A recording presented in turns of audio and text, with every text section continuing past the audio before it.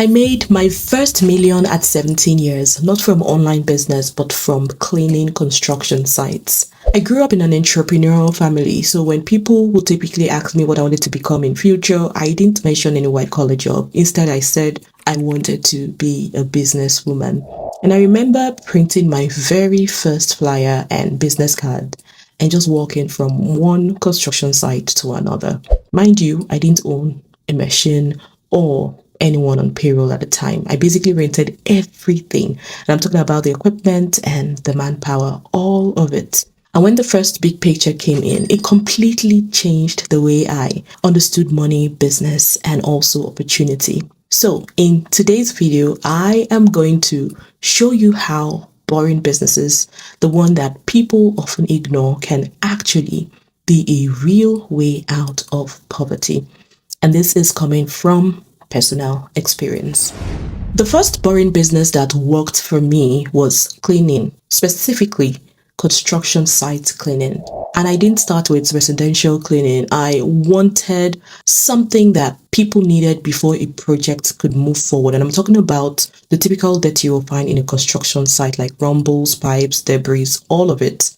Yeah, people saw dirt, but I saw money waiting to be made. And that was how my very first company, Clean Zone, was birthed. I will typically print out flyers, show up at construction sites, asked for the site manager, and dropped my details. At the time, I didn't own machines, I didn't have a staff, I rented everything and basically just figured it out as I went on. But when I quoted my very first major project, I asked for 1.6 million for a freshly built mansion that had a big swimming pool, 7 to 8 rooms, a huge lawn, and of course that price was negotiated, which is typically normal. But that single job still paid me my very first million.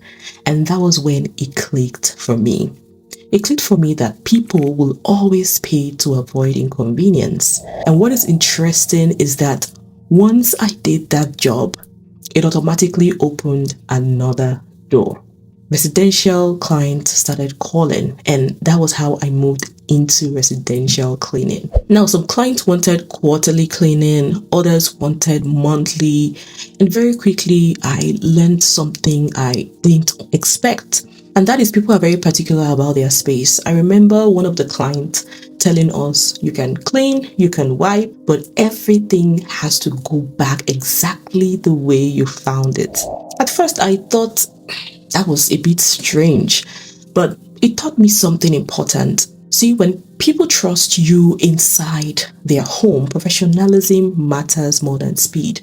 But then my team had grown to 4 people.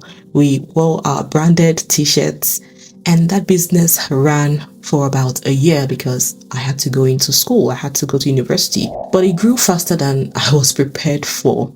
And honestly, I didn't yet have the expertise to manage that level of growth. But it showed me something really powerful. And that is, boring businesses don't create income. They actually create recurring demand. After residential cleaning, I started noticing a different kind of call coming in. And I'm talking about pest control. Now, what stood out immediately was how different the urgency was. With cleaning, people could plan, but with pests, there was no planning at all. People wanted it handled immediately. Nobody shops around calmly when, they see rats or roaches or termites. They just want the problem gone immediately. Now, I just want to say this, depending on where you live or where you're watching me right now, pest control can require certification, especially in places like North America where I am. But back home where I grew up, my dad had a chemical background and was certified. So I was able to leverage his expertise to branch into pesticide business properly. And once I stepped into that space, I saw how fast decision gets made. There was no convincing needed. Everything was just urgency. And again, the lesson stayed with me the same way, that boring businesses, they get paid quickly, especially when the problem cannot be ignored. Another boring business that most people underestimate is storage and warehousing. And this one, I can speak very confidently because my background in supply chain and operations for over 10 years comes in handy. I can tell you for free that logistics and warehousing storage are gold mine business when it's done rightly. They are not loud, they are not flashy, but they are extremely profitable. And the key is the type of client you serve. So if you can lock in a big manufacturing company, then you are solving one of the biggest problem, and that is storage capacity. Because businesses always will need space to store raw materials, finished goods, overflowing inventory, packagings. In many markets, storage goes for roughly $20 to $30 per square meter and on a monthly basis, depending on the location and the setup. Now, imagine having a 20,000 square foot warehouse. Just go ahead and do the math. $20 per square meter on a daily rate times 7 days in a week times 30 days in a month. They won't be renting a square meter. They're going to be renting from 500 to 1,000 to 2,000 square meters, depending on how large the product or whatever they will be storing is. And also imagine even 1 or 2 manufacturers paying consistently to store their goods there. Now, that is not exciting money. That is quiet contract-based money. And once those clients are in, they don't move quickly because relocating inventory can be extremely expensive and disruptive. So they will rather just stay with you until the end of the contract, which most of the time they will always extend. Now, there is another type of business that pays extremely well, especially if you are home or abroad, and it's called bulk food trading. Now, this one works extremely well within immigrant communities. So if you're African living in Europe, the US, in Canada, you already understand the demand. People want the food they grew up eating and they are willing to pay for it. Some people partner with large suppliers back home and ship in bulk. And I'm talking about items like crayfish, frozen vegetables, palm oil, shea butter, packaged chicken, specialty ingredients. And these products, they move super fast. Not because they are trendy, but because they are familiar and it's what you're used to while growing up. Now, this business is not glamorous. You are dealing with fresh or frozen produce, sometimes dry produce, and it needs proper storage. So you need to manage timing, spoilage, and logistics. I must warn that it is highly repetitive, it's operational, and it can be super boring, but the money is not. So when you supply a consistent need to a specific community, the demand doesn't disappear. It always repeats itself.